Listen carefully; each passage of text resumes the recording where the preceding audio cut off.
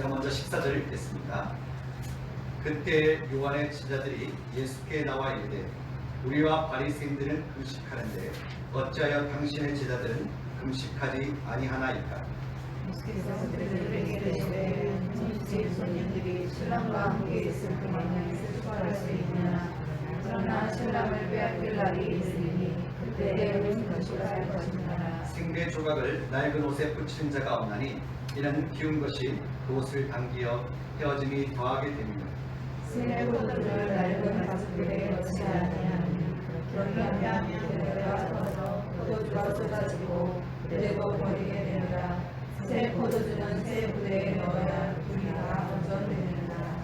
예수께서 이 말씀을 하실 때 한 관리가 와서 절하며 이르되 내 딸이 방금 죽었사오나 오셔서 그 몸에 손을 얹어 주소서.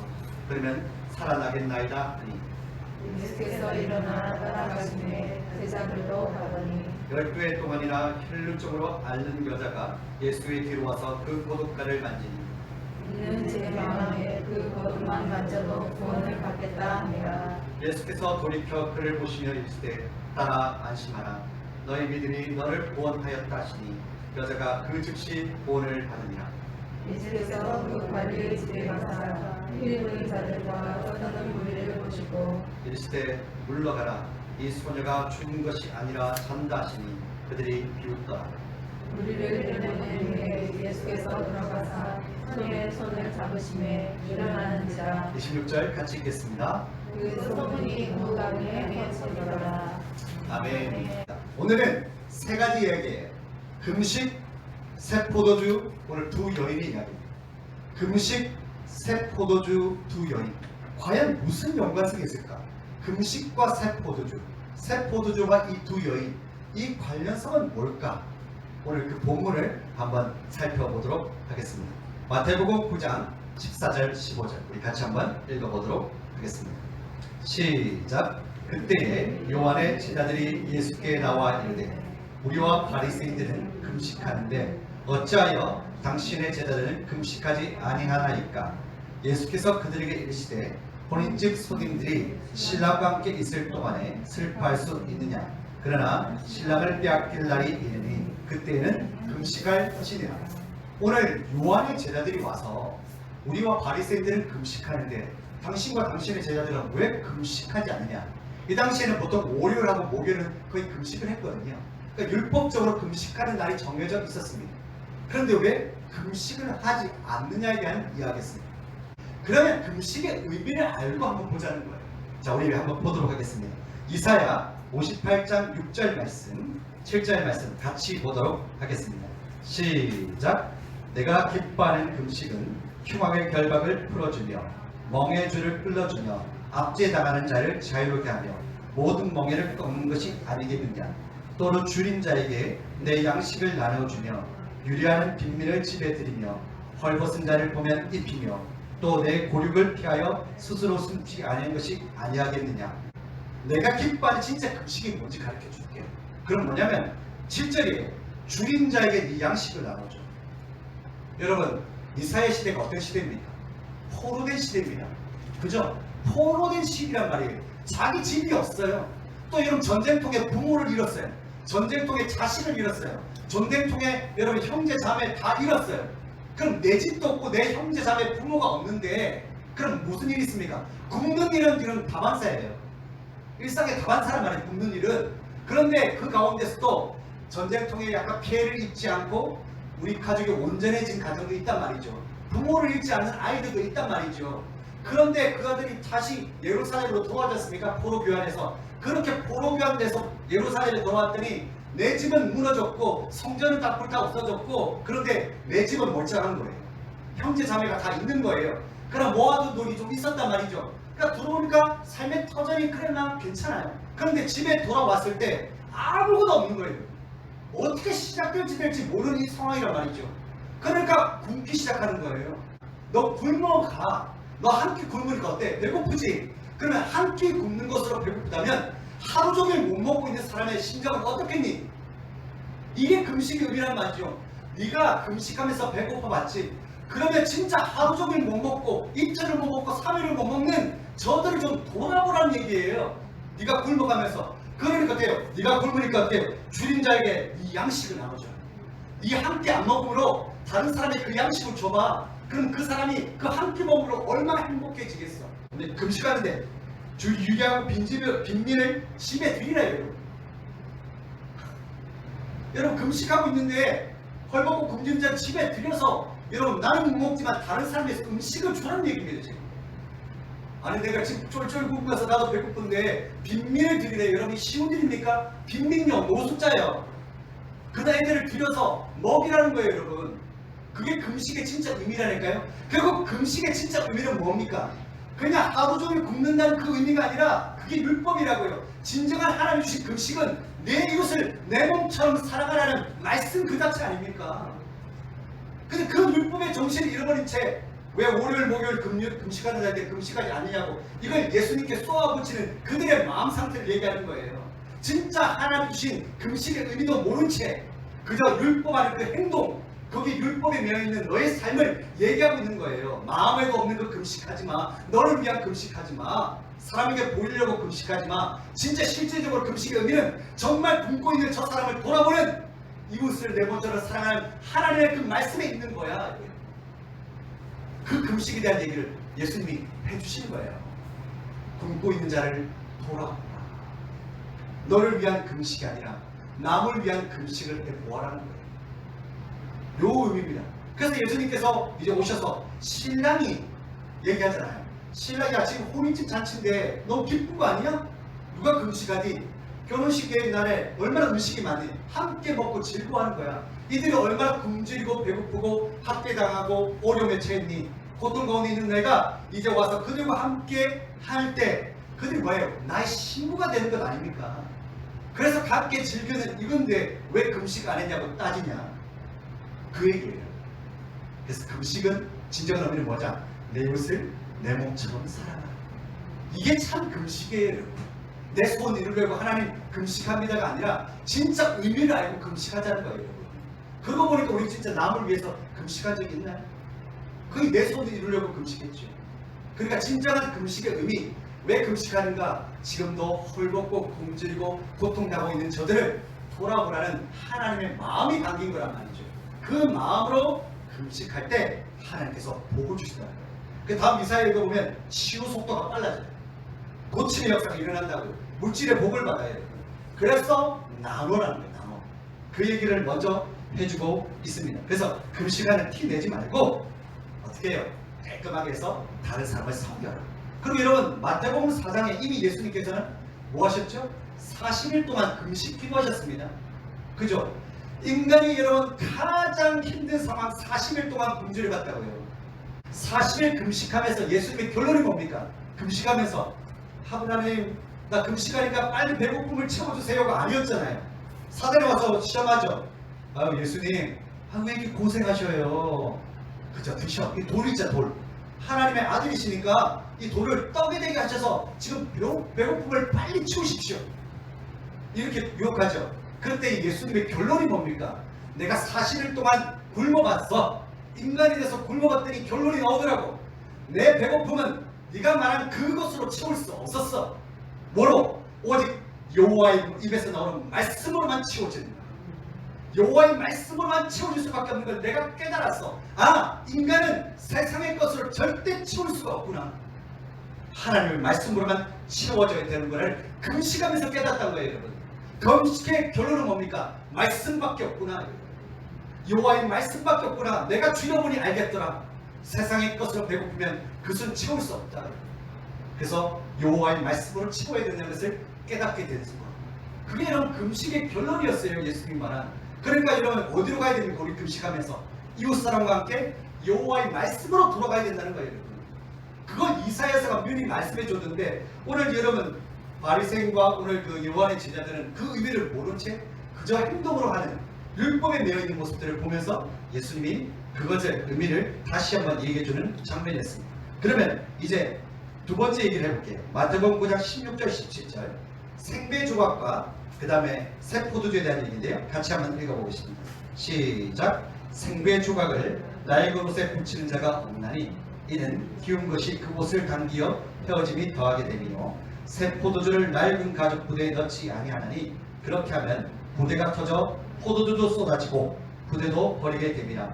새 포도주는 새 부대에 넣어야 둘이 다 보존됩니다. 아멘. 여러분, 낡은 옷이 무엇일까요? 낡은 배우. 낡은 배우.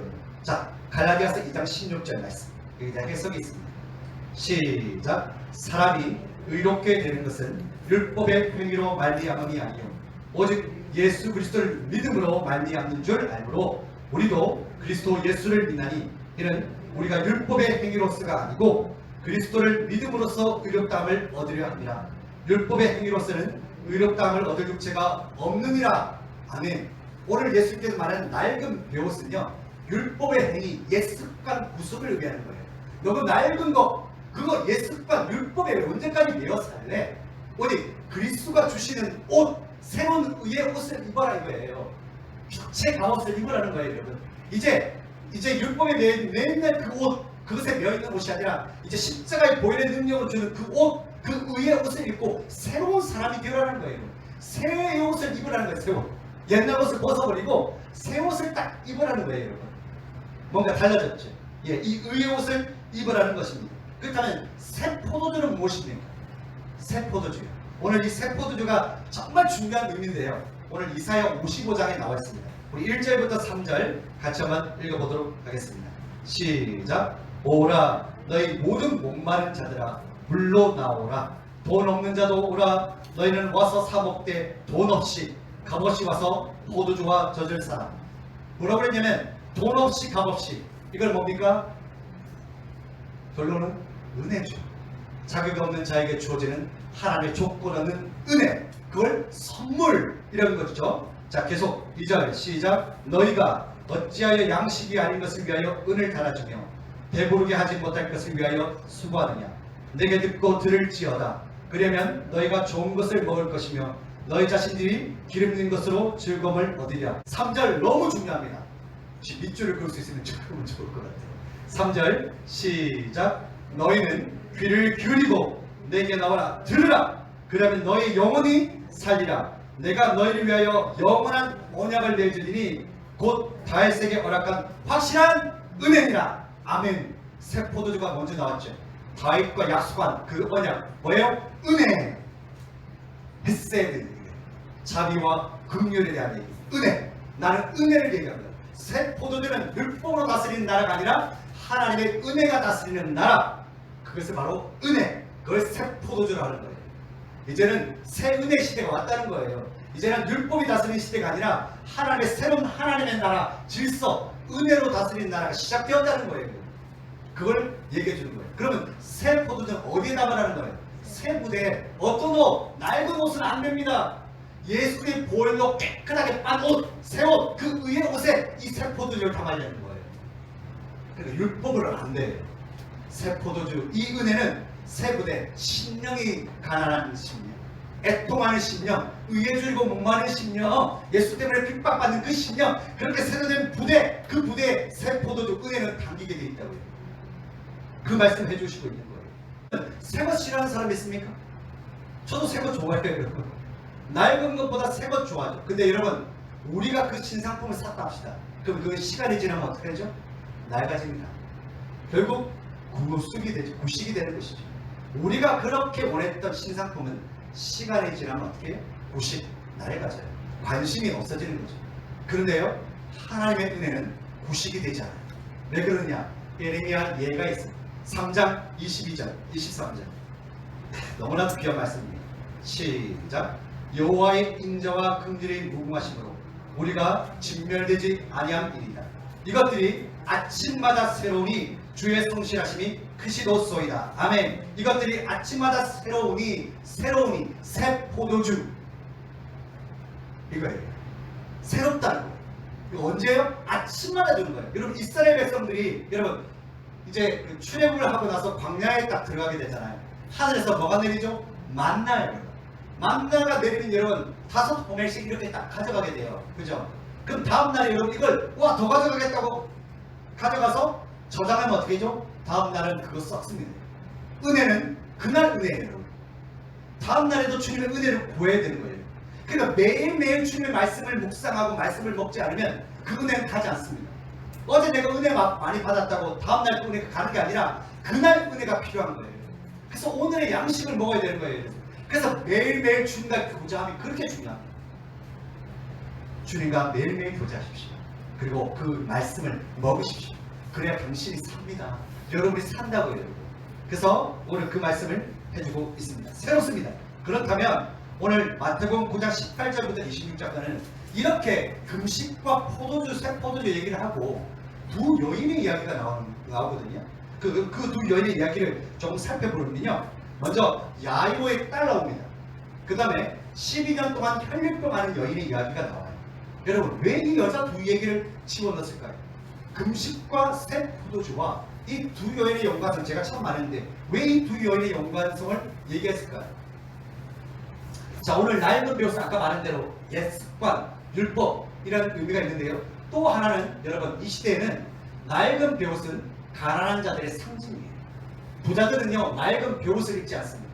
빨리 헤어지고요, 빨리 여러분 낡아지고 그래서 잘 입지 않고 부자들은 세마포옷을 입어요. 예, 세마포. 옛날에 말하는 이제 양반들은 거의 다 우리가 말하는 비단옷을 입은 것처럼, 그죠? 평민들, 못 사는 사람들은 낡은 배옷을 입었다. 그럼 여러분, 낡은 배옷을 입었던 것은 뭘 상징하는 거죠? 나 가난해요. 그죠? 당신과 어울릴 수 없는 사람들이에요. 그러면 낡은 배옷에다가 여러분 생배조각, 새로운 것을 여러분 붙이는 사람이 어디 있겠습니까? 오늘 그 얘기입니다. 예수님이 상식적으로 생각해봐. 다 낡아서 이제 어쩔 수 없는데 이것을 붙이는 사람이 어디 있겠니? 티잖아. 이런 다 낡아 없어진데 이거 새로운 거 하나 붙여보세요. 구멍 났다고. 이게 얼마나 무슨 이야기입니까? 그죠? 이 새 한복에 조금 구멍이 나서 안 보이게 싹한 몰라도 다 낡아진 데다가 여러분 새로운 거 그거 딱 하나 붙여보세요. 얼마나 못 사는 게 더 티가 나겠어요. 그죠? 그럼 여러분, 누가 관심을 갖겠습니까? 율법을 지키는 너희들이 금식한다고 말하면서 낡은 벼옷을 입고 있는 그 가난한 사람들을 한번 돌아봐. 너희들 세마포 입고 율법을 잘 지킨다고 하는 너희들은 저렇게 낡은 벼옷을 입고 저렇게 살아가는 사람들, 그저 낡은 것 때문에 새로운 옷조차도 못 입는 저 사람들의 삶에 관심이라도 있냐 이거예요. 한 번 더 볼까요? 12년 동안 혈류병 앓은 여인. 여러분, 우리 주위에 아픈 사람이 많습니다. 하루 정도, 이틀, 일주일 지나도 관심이 가요. 한 달 되면 어떻죠? 좀 괜찮으세요? 여러분, 1년 지나면 어떻습니까? 아픈가 보다 됩니다. 여러분, 그게 2년, 3년, 12년 됐습니다. 여러분, 누구가 관심 있겠습니까? 여러분, 12년 동안 한번 아파보세요. 본인 말고 아무도 관심 없어요, 여러분. 그리고 이 여인은 이 병을 고치기 위해서 재산도 다 쓰고 지금 물질도 없고요. 다른 사람이 부정하다고 여러분 지금 취급받고 있는 상황이에요. 차별을 겪고 있는 상황이에요. 누가 관심이나 있겠습니까, 여러분? 아무도 관심이 없어요. 그리고 오늘 야이로의 딸이 살아있을 때는 여러분 관심이 있습니다. 여러분, 죽으면 관심 없어요. 제가 우리 제 방에 나무 두 개가 있거든요. 그게요, 여러분, 이렇게 가지가 쭉 늘어지면요, 마음이 안 좋아요. 추위 때문에 이게 쭉 늘어졌거든요. 그러면 히터를 틀어서 빨리 이걸 살리려고 막 애를 써요. 그럼 물을 줘요. 아, 얘 물을 안 줘서 이렇게 죽어가나. 그래서 이렇게 해요. 왜? 살아있기 때문에 관심을 갖거든요. 근데 낙엽이 뚝 떨어지죠. 그럼 그 낙엽에 그렇게 관심 있지 않아요. 그냥 낙엽을 죽어서 쓰레기통에 버리죠. 왜? 죽었기 때문에 그렇습니다. 죽은 나무에는 관심 갖지 않습니다. 살아있기 때문에 관심이 있어요. 오늘 이 딸이 죽었습니다, 여러분. 다른 데 보면 죽어가고 있다고 나오지만 다른 복음서에는 오늘의 말씀은 지금 막 죽었어요. 여러분, 막 죽은 딸을 여러분 경험한 아버지의 심정은 어떨 것 같아요? 여러분, 이 딸이 여러분의 딸이라고 한번 생각해 보십시오. 이 12년 동안 혈류병 앓은 여인이 여러분의 딸이라고 한번 생각해 보십시오. 여러분의 아내라고 생각해 보십시오. 여러분의 어머니라고 한번 생각해 보십시오. 과연 관심이 없을까요? 남이라 생각 말고 내 진짜 사랑하는 아들, 딸이라고 한번 생각해 보십시오. 그럼 내 딸이 12년 동안 혈류병 앓았는데 여러분 어떨 것 같습니까? 본인은 너무 힘들겠지만 그걸 바라고 있는 부모의 심정은 어떨까요? 그런데 그 여인이요, 살겠다고 여러분 어떻게 되냐? 율법은요, 이 여인을 부정하다고 했어요. 그 당시에 여러분 장애인들, 그 다음에 이렇게 아픈 사람들은 다 어떤 생각이냐? 네 부모 잘못 만나서 그런 거야. 네 부모가 그런 죄가 어떤 모르는 죄가 지었기 때문에 네가 그렇게 그 죄를 안고 태어난 거야. 하는 거예요. 그러니까 장애를 안고 태어나면 누굴 욕합니까? 부모님 욕한 거예요. 엄마 아빠 무슨 죄를 지었길래 제가 장애를 안고 태어나는 거예요? 이 다음에 이가 소경하고 이제 말 못하는 사람 이야기거든요. 그들이 갖고 있는 생각은 뭐냐? 우리 부모가 어떤 잘못을 했기 때문에 지은 죄 때문에 내가 눈이 멀었다는 거예요. 말을 못한다는 거예요. 이런 상황 속에 살고 있으니 부모가 얼마나 여러분 가슴 아프겠습니까? 내가 무슨 죄를 지어서 내 아들이 장애를 안고 태어나. 그리고 어떤 병이 생기면 네가 뭔가 모르는 죄가 있기 때문에 그런 거야.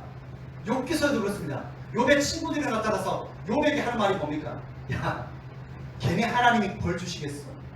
괜히 하나님이 심판하시겠냐고. 야, 너 잘 살고 있었잖아. 근데 하루아침에 이 거짓골이 뭐야? 딱 깨놓고 우리한테 얘기해. 너 무슨 죄 지었어? 무슨 죄 지었길래 하나님이 심판하셔? 이런 삶 속에서 살고 있었다고 여러분. 이 시대는. 그러니까 여자로서 이런 사람 취급 못 받는 시대란 말입니다. 누가 관심이 있겠어요? 낡은 옷 입고 있는 그 사람들에게 누가 관심이 있겠냐고요. 아무런 관심이 없어요 여러분. 그런데 예수님이 오셔서 그들의 친구가 되어주시고 그들의 신랑이 되어주시고 그에게 친구가 되어주시고 그죠? 이런 일들을 지금 말씀하고 계신다는 말이죠. 그러니까 그 여인이 예수의 소문을 듣고 보십시오. 뭘 만지는 자? 참 부정한 사람은 정한 사람을 만나면 둘 다 부정하기 때문에 절대 터치하면 안 됩니다. 그런데 이 여인이 12년 혈병 여인이 예수님의 옷가만 만져도 낫겠다는 믿음이 왔죠. 자 여러분 순서를 보십시오. 예수님의 소문을 듣습니다. 병을 고친다는 소문을 들어요. 자 그러면 이 여인이 예수님의 소문을 듣습니다. 아, 내 병도 고칠 수 있을까? 라는 생각이 들겠죠. 뭘 들었다고요? 예수님의 소문을 들었습니다. 근데 이 여인이 예수님께 못 가게 만든 건 뭐죠? 율법. 저 사람을 만지면 저 예수님은 부정해집니다. 자, 이게 막혔죠. 항상 예수님께 나아가기 전에 막는 게 있다고요, 우리 안에. 뭔지 모르지만 막히는 게 있거든요. 근데 그 막히는 것을 뚫고 가는 게 뭐냐고요? 믿음이라고요. 저 겉옷만, 예수님 전체를 만지는 게 아니라 겉옷만 만져도 내가 낫겠다는 뭐가 생겨요? 믿음. 요거예요. 믿음은 그렇게 오는 거예요. 들을 때, 예수님을 바라볼 때, 아, 나는 상식적으로 나는 이제 끝났다는 인생 12년 동안 혈병 앓는데 내가 이제 뭘 더 바라겠어? 고치지를 않을 거야. 포기한 그 상태. 근데 믿음이 들어오니까 소망이 생기네요. 믿음이 들어오니까 예수님의 옷가만 만져도 낫겠다는 그런 믿음이 생기네요. 가셔서 보세요. 사람들과 상관없이 몰래 예수님의 옷을 만져요. 자, 그러면 여러분 이 옷을 만질 때 상황들 한번 상상해 봅시다. 만지면 부정해져. 안 돼. 만지면 부정해져. 근데 뭐라고요? 낫고 싶어요. 그러면 이 상황을 잘 보십시오. 저는 상상하기 어려울 것 같아요. 자, 여인이 예수님의 옷을 만지려고 합니다. 지금 예수님은 야이로의 딸을 고치러 가고 있는 상황입니다. 걸어가고 있어요. 근데 이 여인이 몰래 변장을 했는지 마스크를 쓰고 뒤집어 썼는지 잘 모르겠어요. 오면서 만지려는 순간 아, 율법에 내가 배운 율법에는 정한 사람, 깨끗한 사람을 만지면 안 돼. 내 12년 동안 더럽게 산 여자인데 저 사람을 내가 터치하면 저 사람이 부정하게 되는데 어떻게? 나는 그렇게 죽어도 되지만 부정해지면 안 되잖아. 하고 얼마나 손을 거두었을까요? 얼마나 망설였겠어요. 아예 안 돼. 그냥 뭐 이제 와서 내가 낫겠다고 12년 동안 알았는데 그런 얼마나 망설였겠습니까? 그런데 저는 이 음성이 들릴 것을 따라. 여러분 이건 너무나도 귀한 말씀이에요. 따라. 여러분 이걸 얼마나 듣고 싶었던 이야기일까요? 아무도 자기를 딸로 불러주지 않았어요. 12년 동안 격리입니다 여러분. 여러분 이거는 부정한 여자는 격리예요. 같이 살 수가 없어요. 격리라고요 여러분. 한 번도 누군가의 따뜻한 얘기를 듣지 못했던 그 여인 앞에서 여인에게 따라 이제 나를 만져라. 자, 이 음성이 들리는 겁니다. 자, 손을 만지러 올 때 율법이 막 이제 못 만지게 하는 것을 무슨 음성이 들리는 거죠? 따라 괜찮아 나를 만져.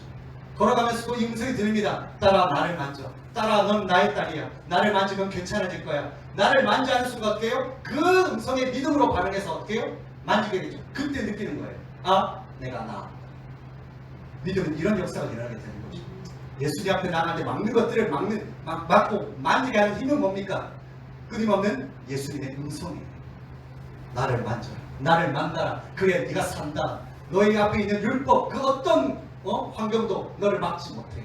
내게 오는 그것. 그러니까 믿음은 이렇게 모든 것을 가능케 한다니까요. 믿음은 모든 것을 가능케 합니다. 어디서부터 오는 믿음이에요? 믿음은 내게서 나오지 않아요. 믿음은 위로부터 와야 됩니다. 믿음은 부어지는 거예요. 믿음은 주시는 선물이란 말입니다. 이걸 충만하게 느낄 것 같아요. 누리니까 만질 수 있게 되죠. 그때 나음을 입었어요. 근데 예수님은요 여유가 있으세요. 우리는 급해요. 야이로 딸이 죽었잖아요. 그러니까 야이로 입장에서 어떻게 했습니까? 발을 동동 구르겠잖아요. 동동 굴고 있는데 갑자기 예수님이 서시는 거예요. 예수님 갑자기 왜 서십니까? 지금 한시가 급하잖아요. 여러분 아버지의 심정이 한번 해보십시오. 지금 내 딸이 지금 죽어서 빨리 가서 어떻게든 손을 얹어서 낚여야 되는데 예수님이 섰어요. 예수님 갑자기 왜 누가 내 몸에 손을 대었다. 아니 누가 손을 대도 무슨 상관이에요. 아니 누가 손을 대도 무슨 상관이에요. 내 지금 딸이 죽었는데 아니 이 많은 사람들이 지나가면서 스쳐가면서 예수님 몸에 손을 댈 수도 있는 거지. 아 지금 그게 급한 거 아니잖아요. 내가 급하잖아요. 내 삶이 급하잖아요. 왜 남의 일에 지금 예수님께서 신경을 쓸 일이 뭐가 있냐고요. 지금 내 일이 급한데. 근데 예수님은 여유가 있어요. 누가 내 몸에 손을 대요. 그랬더니 우리 예수님 제자들이 그래요. 예수님 지나가는 사람들이 손을 댈 수 있는데 지금 급한 일 앞두고 왜 서셔서 그걸 일일이 물어봅니까? 근데 계속 서 계시니 여자가 와서 얘기합니다. 주여 제가 그렇게 했습니다. 근데 예수님 뭐라고 그랬죠? 딸아 내 믿음이 너를 구원했으니 이제 평안히 가라. 사람들 앞에서 뭘 얘기해줘? 믿음의 고백을 하게 하는 거예요. 여러분 이게 너무 중요합니다. 믿음은 고백하게 만들어요. 우리가 왜 예배 때마다 사도신경 합니까? 믿음은 고백하는 거예요. 여러분 예수님께서 제자들 데리고 여러분 가이사랴 빌립보 바닷가를 가져갔습니다.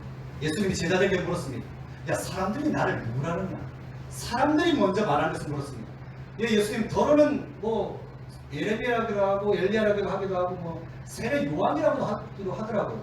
사람들이 말하는 게 말고 이제 묻습니다. 너는 나를 누구라 하느냐? 너는 지금 나를 뭐라고 하느냐? 너 진짜 내가 매력 있는 예수가 맞아? 너 정말 내 삶을 담기를 원해? 네가 나의 롤 모델이 맞아? 내가 너의 롤 모델이 맞아? 물으시는 거예요. 근데 베드로가 말했죠. 주는 그리스도시요 살아계신 하나님의 아들이십니다. 이게 바요나 시오나 네가 복이 있도다. 이건 네가 말한 게 아니라 성령께서 너를 통해서 말을 하게 하시는 것이다. 믿음의 고백은 내가 하는 게 아니에요. 믿음의 고백은 내 안에 살아계신 성령님이 내 입술을 통해서 예수 그리스도가 누구신지 다시 한번 확인할 시간이란 말입니다. 그래서 이 믿음의 고백이 중요한 거예요. 주여 제가 그랬습니다. 하지만 주님이 나의 치료자임을 믿습니다. 난 주님의 딸입니다 하는 고백이에요. 이 믿음의 고백이 여러분 다른 사람들을 어떻게 해요? 다시 새롭게 하는 힘이 된다는 거예요. 나를 새롭게 하는 힘이 된다는 거예요. 그래서 여러분 믿음의 고백이 이렇게 중요합니다. 여러분이 믿고 있는 예수가 내 입술을 통해서 어떻게 고백되어집니까? 그저 내가 원하는 소원 성취에 위해서 들어주는 그런 여러분 예수 그리스도가 아니라 진짜 예수 그리스도가 내 입술을 통해서 어떻게 고백되어지느냐가 정말 여러분 지금 믿음의 현 주소예요. 나는 지금 예수가 어떻게 고백되어지고 있습니다. 그 얘기를 지금 해주고 있는 것입니다. 자 그러면 이 야이로가 이제 그 상황 속에서 참 저 여자 12년 동안 혈혈 뻗어가는 여인이었는데 그걸 뭐라고 이렇게 생각할 수 있잖아요. 근데 예수님은 전혀 그와 상관없이 가십니다. 자 이제 가셔있어. 갔는데 상황이 어떻죠? 다 죽고 거기서 피리 부는 사람들 삐리리 그리고 우리 말하는 그때는 돈 받고 하는 사람들이 많았어요. 돈 받고 울어주는 사람도 있고 피리 부는 사람도 있고 많았습니다. 자 그런 사람들이 어떻게 해요? 예수님이 뭐라고 해요? 이 딸이 죽은 게 아니라 잔다. 그러니까 다 비웃어요. 오늘 보니까 비웃어요. 자기가 죽은 사람을 잔다고 하니까 이해가 됩니까? 근데 예수님은 잔다 그랬어요. 그리고 다 무리를 보십시오. 성경에 오늘 보면 내보냅니다. 믿지 않는 자들은 내보냅니다. 이거 중요해요. 여러분. 믿지 않는 자들은 그 방에서 내보냈어요. 그리고 다른 성경 보면 베드로, 야고보, 요한 세 제자만 데리고 들어갑니다. 그리고 예수님께서 소녀야 일어나라 달리다굼 그럽니다. 이게 아람어거든요. 왜 여러분 아람어를 썼을까요? 달리다굼은 주문을 외울 때 쓰는 말이 아니라 소녀를 깨울 때 쓰는 말이에요. 소녀야 일어나라 하면 영민아 일어나서 학교 가야지 일어나야지 이런 평상시 쓰는 말이에요. 주님의 그 역사가 어디로 들어오냐면 우리 일상 가운데 들어오는 순간이에요. 주님의 기적은 멀리 있는 게 아니라 우리 일상 가운데 얼마든지 일어난다는 이야기입니다. 우리 일상 안으로 주님의 은혜가 들어오는 순간이란 말이죠. 우리가 끝났다는 상황, 이제는 더 이상 힘이 소망이 없다는 상황에 주님이 오셔서 어떻게 해요? 소녀의 일어나라 말씀으로 새 창조를 이루어내잖아요, 여러분.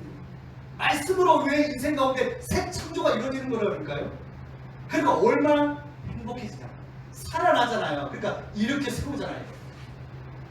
그럼 여러분, 오늘 보니까 12년 동안 혈류병 앓았고 이 소녀가 여러분 다른 복음서 보면 12살입니다. 왜 12년을 강조할까요? 12. 오늘 소녀는요, 아니면 12살이면 결혼할 수 있는 나이에요. 그럼 아까 말했죠. 혼인집에 신랑이 지금 같이 있는데 금식할 수 있느냐, 지금 즐거워야 되지 않느냐. 죽었습니다, 여러분.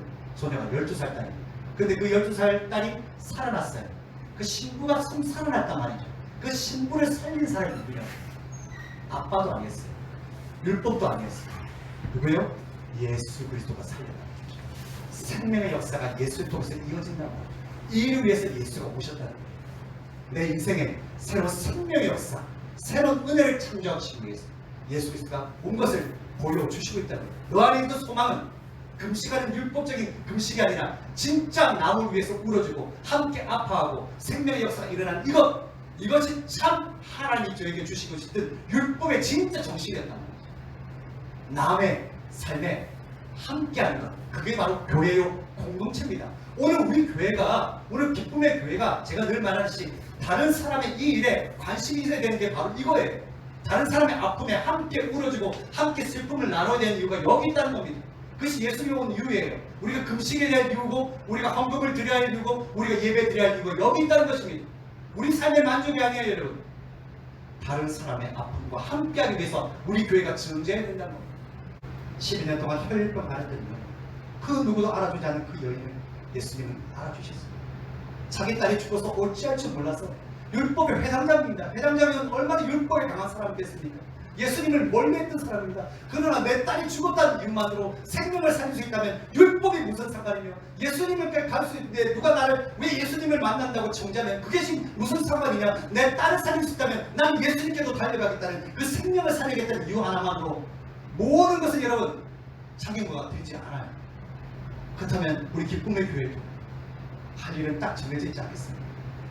오늘 우리가 2021년을 살아가는 가운데 코로나로 인하여 많은 우리 직장에 다니시는 분들 직장을 잃고 물질의 어려움을 당하고, 자영업자는 돈 하루에 10,000원을 못 벌어서 실직을 해야 되고, 이런 상황에 놓여있는 우리가 조금이라도 우리가 좀 보탬이 된다면 우리의 물질을 깨트리고 우리가 금식함으로 저들의 배고픔에 좀 동참하고 저들의 눈물을 닦아주고 함께 울어주고 함께 슬퍼할 수 있다면 얼마나 하나님이 기뻐하시겠냐면, 여러분 이제부터 시작합시다.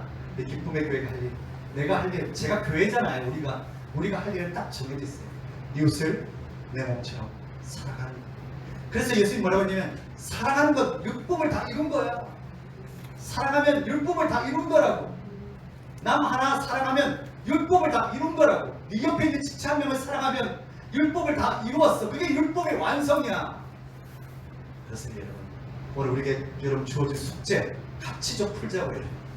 이 숙제를 같이 풀어가면서 여러분 하나님의 나라, 그 새 포도주를 새 무대에 담으신 그 놀라운 하나님의 은혜, 그 십자가의 은혜를 누리며 사는 여러분 되시길 간절히 축원합니다.